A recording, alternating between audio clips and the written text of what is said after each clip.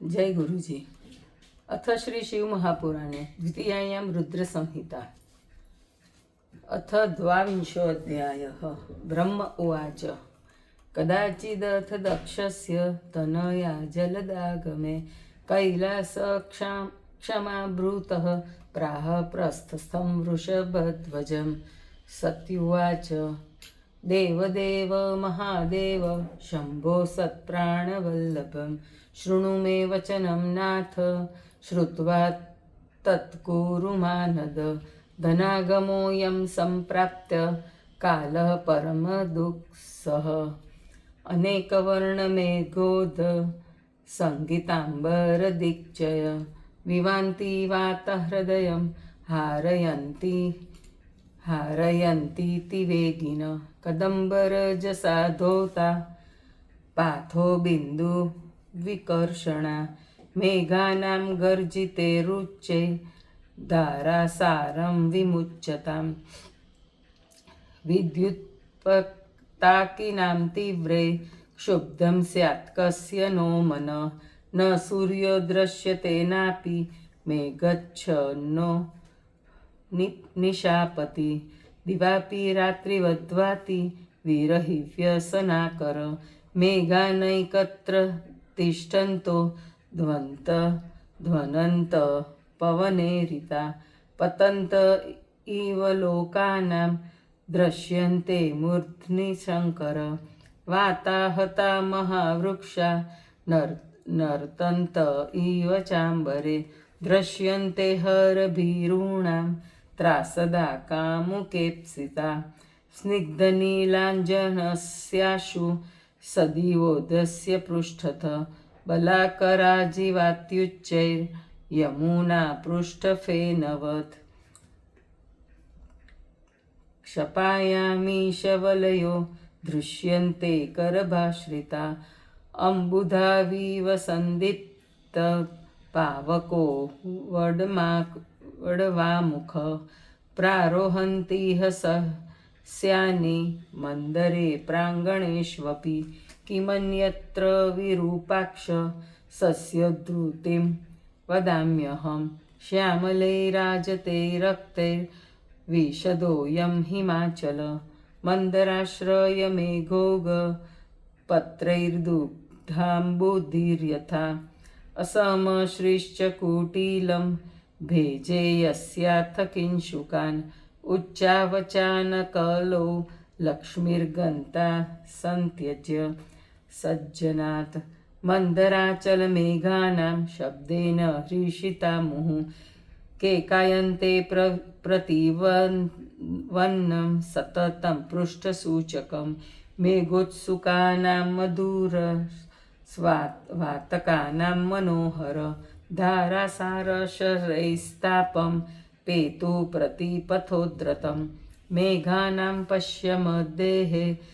दुर्नयं करकोत्करे ये छादयन्त्यनुगते मयूराश्वातस्कांस्तथा शिखिसारङ्गयो दृष्ट्वा मित्रादपि पराभवं हर्षं गच्छन्ति गिरिशं विदुरमपि मानसम् एतस्मिन् विषमे काले निडम्काका श्वकोरका कुर्वन्ति त्वां विना गेहान् कथं शान्तिमवाप्स्यसि महती वाद्यनो भीतिर्मा मेघोत्थापिनाकधृत् यतस्व यस्माद्वासाय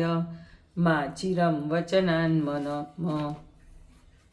कैलासे वा हिमाद्रो वा महाकोशाय मत्क्षितो तत्रोपयोग्यं संवासं कुरु त्वं वृषभध्वज ब्रह्म उवाच एवमुक्तस्तया शम्भुर्दाक्षायण्या तथास्कृत सज्जहास च शीर्षस्य चन्द्ररश्मिस्मितालयम् अथोवाच सतीं देवीं स्मिताभिन्नोष्ठसम्पुट महात्मा सर्वतत्त्वज्ञस्तोषयन् ईश्वरुवाच यत्र प्रीत्ये माया कार्यो वासस्तव मनोहरे मेघास्तत्र न गन्तार कदाचिदपि मत्प्रिये मेघानितम्बपर्यन्तं सच्चरन्ति महीभृत सदा प्रालेयसानोऽस्तु वर्षास्वपि मनोहरे कैलासस्य तथा देवी पादगा प्रायशोधना सच्चरन्ति न गच्छन्ति तत ऊर्ध्व कदाचन सुमेरोर्वा गिरेरुर्ध्वं न गच्छन्ति बलाहका जम्बूमूलं समासाद्य पुष्करावर्तकादय इत्युक्तेषु गिरीन्द्रेषु यस्योपरि भवेद्विते मनोरुचिर्निवासाय तमाचक्ष्वद्रुतं हि मे स्वेच्छा विहारेस्त्व कौतिकानि सुवर्णपक्षानि लवृन्दवृन्दे शब्दोत्तरङ्गे मधुरस्व नैस्तैर्मुदोपगेयानि गिरो हिमोत्थे सिद्धाङ्गनास्ते रचितासना भुवं काङ्क्षन्ति चैवोपहतं सकौतुकं स्वेच्छाविहारे मणिकुट्टिमे गिरो कुर्वन्ति चेष्यन्ति फलादिदानके कर्णीन्द्रकन्या गिरिकन्यकाश्च या नागकन्याश्च तुरङ्गमुख्य सर्वास्तुतास्ते सततं सहायतां समाचरिष्यन्त्यनुमोदविभ्रमे रूपं तदेव मतुलं वदनं सुचारुदृष्ट्वाङ्गनानि वपुर्नर्जकान्तिसहस्यं हेलानिजेवि वपुषिरूपगणेषु नित्यं कर्तार इत्यनिमेष क्षणचारुरूपा या मेनका पर्वतराजजाया रूपै गुणे ख्यातवती त्रिलोके सा चापि ते तत्र मनोनुमोदं नित्यं करिष्यत्यनुनाथनादे पुरस्थवर्गैर्गिरिराजवन्दे प्रीतिं विचिन्वरुदारूपाम शिक्षा सदा ते खलु शोचितापि कार्यान्वहं प्रीतियुता गुणाद्ये विचित्रे कोकिलालापमा पामोदे कुञ्जगणावृतम् सदा वसन्तप्रभवं गन्तुमिच्छसि किं प्रिये नानाबुहजलापूर्णस्स शीतसमावृतं पद्मिनीशतशो युक्तं चलेन्द्रं हिमालयं सर्वकामप्रदैर्वृक्षे शाद्वले कल्पसज्जके सक्षणं पश्य कुसुमान्यत् आश्वकरिगोव्रजम् प्रशान्तश्वापदगणं मुनिर्भयति विवृतं देवालये महाभाये नानामृगगणैर्युतं स्फाटिके स्वर्णवप्राद्रे राजतेश्च विराजितं मानसादिसरोङ्गैरभितपरिशोभितं हिरण्मये रत्ननाले पङ्कजैर्मुकुलैर्वृतं शिशुमारैस्तथा सङ्ख्ये कञ्चर्पैर्मकरे करे निषेवितं मञ्जुलैश्च तथा नीलोत्पलादिभिः देवेशी तस्मान्मुक्तैश्च स्वर्गगन्धैश्च कुकुमे लसदगन्धजलै शुभ्रैरापूर्णैः स्वच्छकान्तिभिः शात्वलैस्तरुणैस्तुङ्गे स्थिरस्थैरूपशोभितं